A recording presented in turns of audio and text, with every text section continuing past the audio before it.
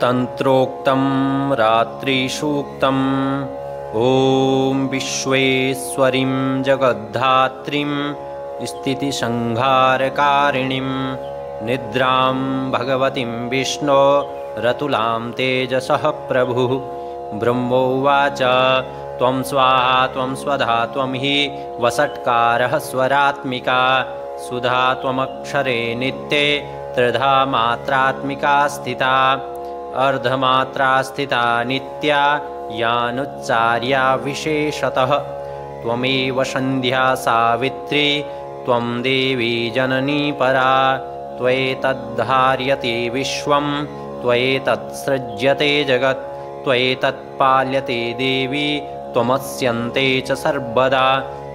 विशिष्टौ सृष्टिरूपा त्वं स्थितिरूपा च पालने तथा संहृतिरूपान्ते जगतोऽस्य जगन्मये महाविद्या महामाया महामेधा महास्मृतिः महामोहा च भवति महादेवी महासुरी। प्रकृतिस्त्वं च सर्वस्य गुणत्रयविभाविनी कालरात्रिर्महारात्रिर्मोहरात्रिश्च दारुणा। त्वं श्रीस्त्वमीश्वरी त्वं ह्रीस्त्वं बुद्धिर्बोधलक्षणा लज्जा पुष्टिस्तथा तुष्टिस्त्वं शान्तिच्छान्तिरेव च। खड्गिनी शूलिनी घोरा गदिनी चक्रिणी तथा शङ्खिनी चापनी बाणा भुषण्डी परिघायुधा।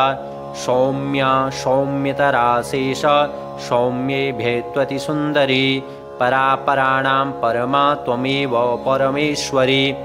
यच्च किञ्चित् क्वचिद् वस्तु सदसद्वाखिलात्मिके तस्य सर्वस्य या शक्तिः सा त्वं किं स्तूयसे तदा। यया त्वया जगत्सृष्टा जगत्पात्यति यो जगत् सोऽपि निद्रावशं नीतः कस्त्वां स्तोतुमिहेश्वरः। विष्णुः शरीरग्रहणमहमीशान एव च कारितास्ते यतोऽतस्त्वां कः स्तोतुं शक्तिमान् भवेत्। सा त्वमित्थं प्रभावैश्वै रुदारैर्देवि संस्तुता मोहयैतौ दुराधर्षा वसुरौ मधुकैटभौ।